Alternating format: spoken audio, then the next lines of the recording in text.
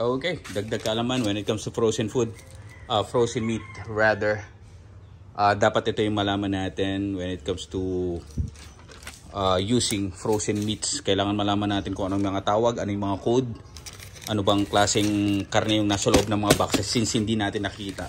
What we have here right now is a frozen fat, which is pork fat. Ang tawag rito sa mundo ng frozen meat is cutting fat. So what we have here is, ito nakalagay sa resibo natin, is Belgian cutting fat, C-fat, 139 per kilo. Yung dalawang box natin is cost 6,168. Okay, check natin yung origin nito. Nakalagay rito is born and raised in Belgium. Yan, nakalagay. Tapos, slaughtered in West Vlies. Sabi rito. Chinek ko tong place na to. This is in Belgium also.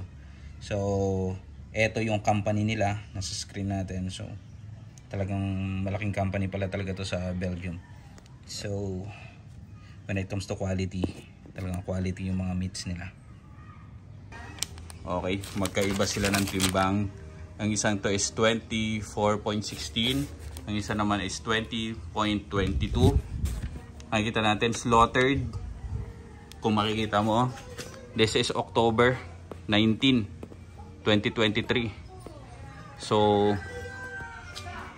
tapos best before, ito expiry date niya, 18/6. As long as it's refrigerated, walang problema yan.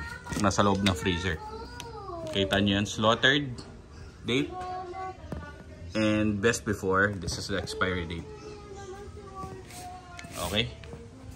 So, good tayo dyan. So, mahirap kasi kapag nag-uumpisa tayo sa frozen, hindi natin alam yung quality nung meat na nasa loob.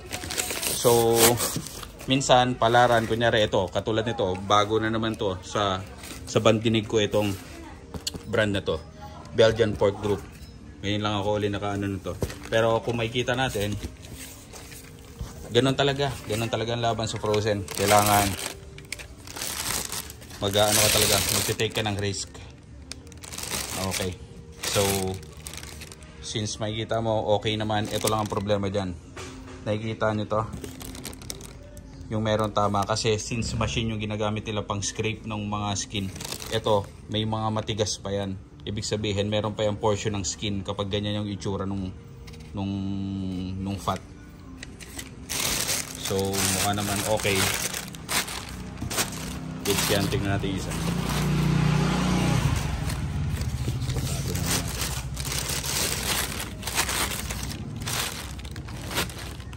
So, bulukan na po yung ginagawa nilang tabaron.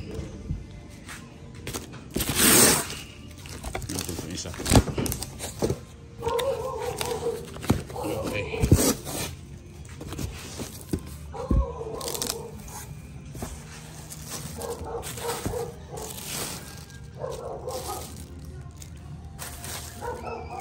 Pakiramdam ko magkaibang ano to. Magkaibang part ng baboy. Kaya magkaiba yung itsura nila. Compare natin side by side. Kasi yung mga cutting fats, tingnan nyo, magkaiba pati plastic. I suspect na magkaibang department yung gumawa nito. So magkaiba rin ng klase.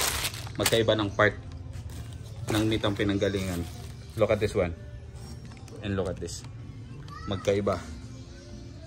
So possible na this is back fat na galing sa pork chop.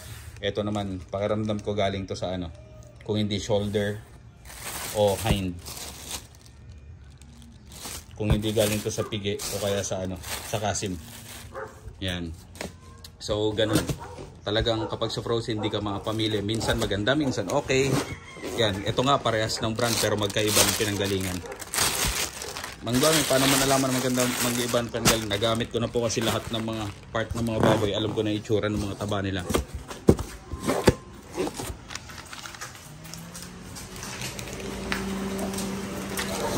Ayan, here's your receipt. Para lang sa taba, dalawang box, 6,168. So you have to know, kailangan mo kung paano mag-costing. Right now, ang presyo na 139 is very high. Mataas ito kumpara sa normal. Pag normal ng cutting fat is only 80 pesos, 90 pesos. Pero ngayon 139, almost 140. Mataas to. Okay, so yun lang ano nyo, Mang Doming sa nakakabili niyan. Ako, since dito sa Dasma ako bumibili, Dasmariñas, Cavite. Kung kayo hindi nyo alam kung saan bibili, always check Facebook Marketplace. Kung kunyari, let's say for example, you're from a far place from Cavite. Kung sa Cavite, makakuha kayo doon sa ano ko, sa mga kinukunan ko. But if you're not from Cavite, medyo kung malayo ka, then you have to check out Facebook Marketplace. Okay? That's all for today. Gandang kaalaman niya.